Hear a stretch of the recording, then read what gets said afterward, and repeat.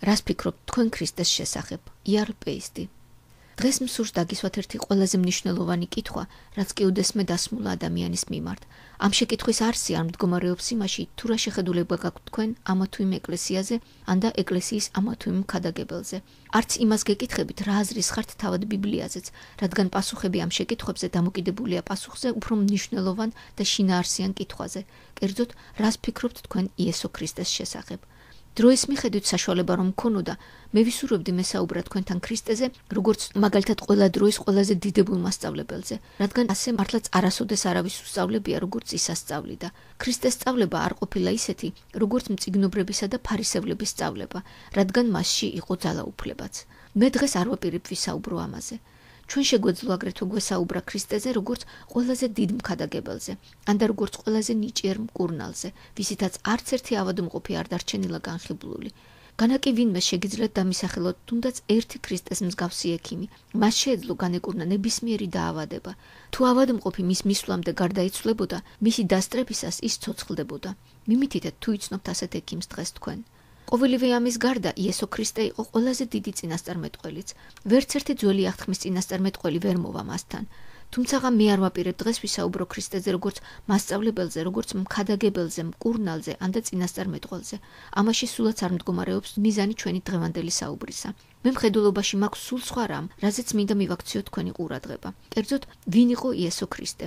იყო იგი ის, როგორც გაგვაცნო თავისი თავი, თუ სულ სხვა ვინმე? ყველა სიტუაციაში ჩვენ მაინც უნდა გავაკეთოთ ერთ-ერთი დასკვნა ამ ორიდან.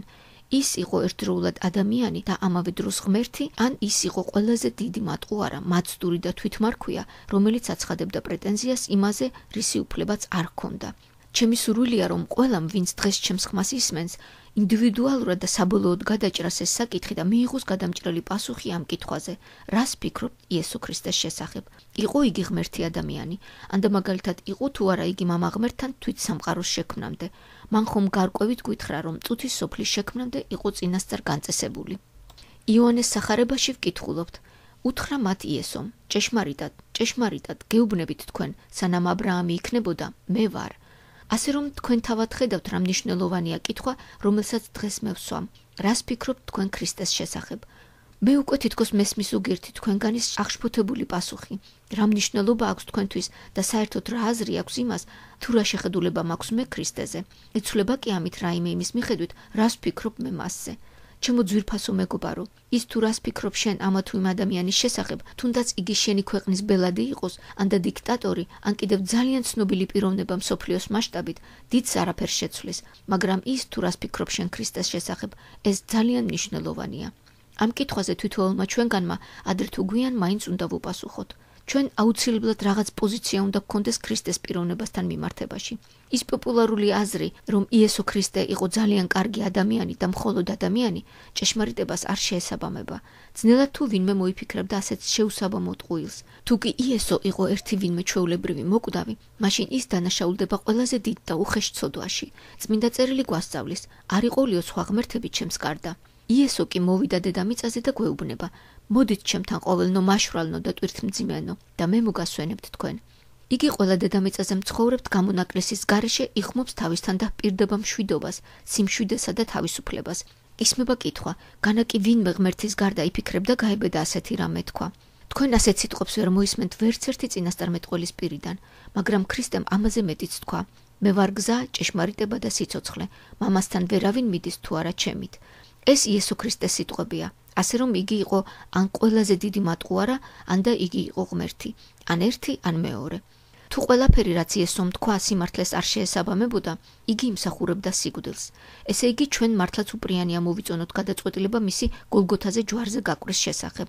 ხოლო თუ ის ყველაფერი რაც მან გითხრა სიმართლეა, მაშინ ერთი გაგვრჩება. უნდა დავდგეთ მის გვერდით და მივიღოთ იგი როგორც ჩვენი გამომსყიდველი და ღმერთი. წარმოიდგინეთ, რომ დღეს თქვენ იმყოფებით სამსჯავროზე და ხართ ერთ-ერთი ნაფიცი მსაჯული. როგორც სამსჯავროს წევრი, თქვენ ვალდებული ხართ მიხვიდეთ გარკვეულ გადაწყვეტილებამდე მსჯავრდებულთან დაკავშირებით. ამისათვის უსმენთ რამოდენიმე მოწმეს და იღებთ გადაწყვეტილებას მათი მოწმობებიდან გამომდინარე. თქვენთვის ცნობილია, რომ ადამიანს, რომლის მიმართაც აღძრულია სასამართლო საქმე, მოჰყავს თავისი მოწმეები. ორივე მხარეს აქვთ ერთნაირი უფლებები, რომ გამოხატონ თავიანთი აზრი. საჯულები კი ისმენენ რა მოწმობებს, იღებენ შესაბამის გადაწყვეტილებას, დამნაშავეა მსჯავრდებული თუ არა. დღეს ჩვენ გვყავს მთელი რიგი მოწმეები. მართალია დროის უკმარისობის გამო ჩვენ არ შეგვიძლია მოვუსმინოთ ყველას, მაგრამ მოდით საშუალება მივცეთ და პირველობა დავუთმოთ იმათ, ვინც მტრულად იყვნენ განწყობილნი იესო ქრისტეს მიმართ. სხვა სიტყვებით რომ ვთქვათ, დაე ქრისტეს მტრებმა ილაპარაკონ. რას ფიქრობენ ისინი ქრისტეზე და მათი მოწმობებიდან გამომდინარე მივიღოთ ჩვენი ინდივიდუალური გადაწყვეტილება. ქრისტეს ყველაზე აშკარა მტრები იყვნენ ფარისევლები და სადუკევლები. ისინი გამუდმებით ეძებდნენ მიზეზს, რომ იესო გაემტყუნებინათ, რათა გქონოდათ მიზეზი მისი სიკვდილით დასჯისა. ისინი განუწყვეტლივ აკეთებდნენ თავიანთ თავდასხმებს მასზე, მაგრამ ყველა შემთხვევაში დამარცხებულები რჩებოდნენ. ყველაზე სერიოზული ბრალდება, რომელიც მათ ქრისტეს წაუყენეს, იყო ის, რომ იესო თავისთან ღებულობდა ცოდვილებს და მათთან ერთად ჭამდა პურს. გესმით რა ბრალდება იყო? განა ჩვენ ამისათვის არ ვხარავთ ვწირავთ რა მადლს იესოს, რომ იგი ღებულობს ცოდვილებს და რომ მან მიგვიწვია თავის მოწვეულ ნადიმზე. მადლობა მას უგუნისამდე. და აი დღეს ჩვენი პირველი მოწმე იქნება სწორედ ამ საზოგადოების წევრი, იმ დროის ეკლესიის ყველაზე მაღალი მსახური კაიაფა. იმ წელიწადს იგი მღვდელმთავარი იყო. ესე იგი მას თავად აარონის ადგილი ეკავა. და აი მასთან მიიყვანეს იესო ქრისტე. კაიაფა იყო სწორედ ის ადამიანი, რომელმაც მსჯავრი გამოუტანა იესოს და გასცა ბრძანება მისი ჯვარზე გაკვრის შესახებ. წარმოვიდგინოთ, რომ ჩვენ შევძელით მოგვეყვანა ეს მღვდელმთავარი შემოსილი მრავალფეროვანი სამღვდელო შესამოსელით და ვთხოვეთ, რომ დაემოწმებინა იესო ქრისტეს შესახებ. დადგეს იგი მოწმის ადგილას და ვკითხოთ, რა ბრალდებები აქვს მას იესო ქრისტეს წინააღმდეგ. თავად სინედრიონის თავმჯდომარემ გვითხრას, რაში მდგომარეობს მსჯავრდებულის დანაშაული. ყურადღებით მოусმინოთ მას, ვინაიდან სწორედ მან დააყენა იესო თავის წინაშე და დააფიცა. ცოცხალ ღმერთს გაფიცებ, გითხარი შენ ახარ ძე ღმერთისა. უთხრა იესომ, შენ თქვი, მაგრამ მე გეუბნებით. ამიერიდან იხილავთ ძეკაცისას ძალის მარჯვნივ მჯდომს და ცის ღრუბლებზე მომავალს. მღვდელმთავარმა შემოიხია სამოსელი და თქვა, მან გკმო, რაღად გვინდა მოწმენი. აჰა, ახლა გაიგონეთ გმობა. რას ფიქრობთ? ხოლო მათ მიუგეს და უთხრეს, სიკვდილის ღირსია. მიაქცეთ ყურადღება, თუ იესო არ იყო ღვთის ძე, მაშინ ისინი ვალდებულნი იყვნენ ჯვარზე გაეკრათ. მაგრამ მან გარკვევით თქვა თავის თავზე, მე ვარო, იგი კი ფიცის ქვეშ იყო. ჩემო საყვარლებო, აი სწორედ ეს იყო მიზეზი მისი ჯვარზე გაკვრისა. სწორედ მისივე თავის თავზე მოწმობა იყო მიზეზი მისი დასჯისა. მან თქვა, რომ იყო განკაცებული ღმერთი და რომ ამიერიდან ისინი იხილავდნენ ძეკაცისას ძალის მარჯვნივ მჯდომს და ცის ღრუბლებზე მომავალს.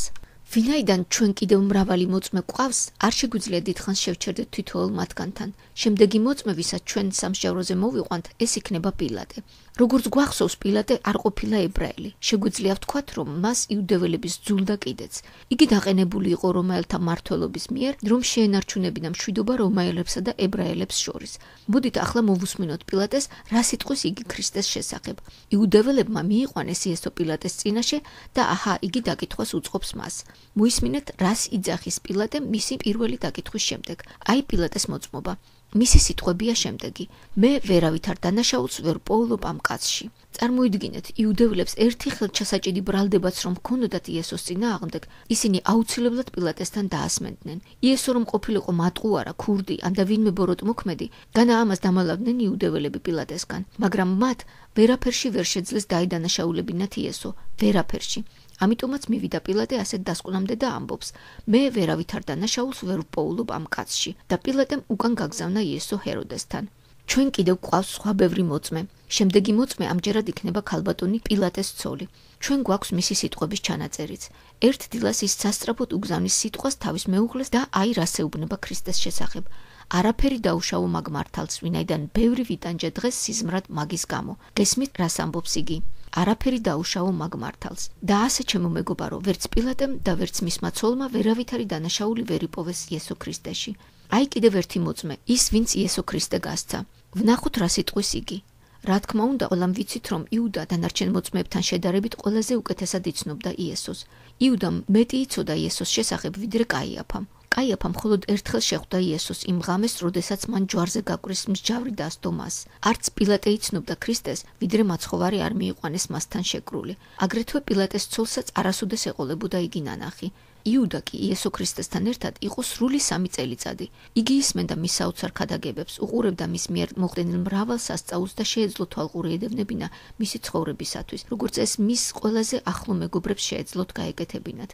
დაემოვიდეს იუდაც და დაიკავოს თავისი ადგილი ამ სამსჯავრო დარბაზში. მან გაყიდა ქრისტე 30 ვერცხლად. თუ კი რაიმეში იყო შესაძლებელი, რომ იესო დადანაშაულებულიყო, იუდასე ნამდვილად ეცოდინებოდა.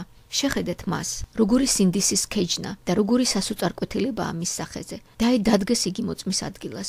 მოდი, დადექი იუდა და თქვი, რას ფიქრობ შენ იესო ქრისტეს შესახებ, რომელიც შენ გაყიდე. შენ მასთან ერთად იყავი 3 წლის განმავლობაში. შენ იყავი ხაზინადარი მისი და მისი მოწაფეებისა. გვითხარი, რას ფიქრობ შენ ქრისტეზე? მოვისმინოთ, რას ამბობს იგი. იგი ყრის 30 ვერცხლს, რომელიც ქრისტეს სისხლის საფასურად აიღო და იძახის. შევწოდე მართალი სისხლი რომ გავეცი. აი როგორია მისი მოწმობა. მივაქციოთ ყურადღება იმას, რომ თითოეულმა ადამიანმა, ვისაც რაიმე შეხება ჰქონდა იესო ქრისტეს ჯვარცმასთან, დაგვიტოვა თავისი მოწმობა ქრისტეს შესახებ. ღმერთმა თითქოს და აიძულა ყველანი დაეტოვებინათ თავიანთი მოწმობები იესოს უდანაშაულობის შესახებ. არც ერთ მათგანს არ შეეძლო რაიმე ეთქვა ქრისტეს საწინააღმდეგოდ. თითოეული მოწმის სიტყვები ჩაწერილი იქნა ღვთის წერილში და გადმოცემული იქნა ჩვენთვის. მოდით ახლა ვთხოვოთ დადგეს მოწმის ადგილას მას, ვინც გასცა ბრძანება ხელებითა და ფეხებით ჯვარზე მიელურსნა იესო ქრისტე. შენ ასისთავო, ვინც ბრძანება გაეცი და ყველაფერს შენი თვალებით უყურებდი. ხედავდი როგორ ეკიდა იესო ჯვარზე ცასა და დედამიწას შორის. გვითხარი, რას ფიქრობ შენ ქრისტეზე? რას ფიქრობ შენ იესო ნაზარეველის შესახებ? ჭეშმარიტად ღვთის ძე იყო იგი. აღმოხდა ასისთავს. აი რადასკვნამდე მივიდა თავად ის, ვინც ხელმძღვანელობას უწევდა იესოს ჯვარცმას და იყო მისი სიკვდილის მოწმე. ზემოთ მოყვანილ მოწმეთა გარდა იყვნენ კიდევ მრავალი მოწმეები. თავად დემონებმაც კი იცოდნენ, ვინ იყო იესო. ისინი ამოწმებდნენ მის შესახებ და ცახცახებდნენ ამ ცოდნის გამო. მათი მოწმობაც ჩაწერილია. რა გინდა ჩვენგან ღმერთის ძეო, ვადაზე ადრე მოსულხარ აქ ჩვენს სატანჯველად. ეშმაკებმაც კი იცოდნენ, ვინ იყო იგი. მიუხედავად ამისა, ადამიანები მაინც არ იცნობენ მას და არ აღიარებენ. ისინი აგრძელებენ აუგის თქმას მასზე, ვინც შეიყვარა ისინი და საკუთარი სიცოცხლე მისცა მათ გადასარჩენად. მივაქციოთ ყურადღება იმას, რომ მოწმეები, რომლებიც ჩვენ დღეს სამსჯავროზე მოვიყვანეთ, არ იყვნენ მისი მეგობრები. ისინი ქრისტეს მტრები იყვნენ და გამოვიდნენ, რომ მის წინააღმდეგ აღემართათ თავიანთი ხმები, მაგრამ აღიარეს, რომ იგი ჭეშმარიტად უდანაშაულოდ იყო ჯვარცმული. დიახ, ჭეშმარიტად იგი იყო ძე კაცისა, რომელიც მოვიდა მამისაგან და რომელმაც ერთ დროს აბრაამს უთხრა: მე ვარ. ახლა ისმება კითხვა: მაშინ რატომ დაუშვა ღმერთმა ის, რომ შექმნილს გაეკრა ჯვარზე შემქმნელი? რატომ? პასუხი ასეთია: ვინაიდან ისე შეიყვარა ღმერთმა წუთისოფელი, რომ მისცა თავისი მხოლოდ შობილი ძე, რათა ყოველი მისი მორწმუნე არ დაიღუპოს, არამედ ჰქონდეს საუკუნო სიცოცხლე. ძე ღვთისა მოვიდა, რომ მოეძიებინა და გადაერჩინა დაღუპულები. მას ერთადერთ უცოდველს შეეძლო დაეღვარა სისხლი და წარმდგარიყო ღმერთთან, როგორც შეწირული მსხვერპლი, უფლისათვის საამო და სასურველი. აჰა ღვთის კრავი, რომელიც იღებს წუთისოფლის ცოდვებს. ასეთი იყო მოწმობა იოანე ნათლისმცემლისა იესო ქრისტეს შესახებ. რომელთა წერილში ვკითხულობთ, რადგან ის რომ მოკვდა ცოდვისათვის მოკვდა ერთხელ, ხოლო რომ ცოცხლობს ღმერთისათვის ცოცხლობს. ო ჩემო მეგობარო, რას ფიქრობ შენ ქრისტეს შესახებ? იმაზე თუ რა პასუხი გაქვს ამ კითხვაზე, შენი მომავალი სამუდამო მდგომარეობაა დამოკიდებული. იმაზე თუ რა განაჩენს გამოუტან შენ ქრისტეს, დამოკიდებულია შენი უკვდავი სულის მომავალი. იესო იძახის: მე ვარ ჭეშმარიტება. თუ ეს ასია, მაშინ უპრიანია მისი მოსმენა და დაჯერება. იგი ამბობს: ვისაც ძეს წამს, საუკუნო სიცოცხლე აქვს, ხოლო ძის ურჩი სიცოცხლეს ვერ იხილავს. ღმერთის რიცხვა რჩება მასზე. და თავად უფალი დაგეხმაროს, რომ მიიღო იგი შენს გამომსყიდველად, გაუღო კარები და შემოუშვა შენს გულში.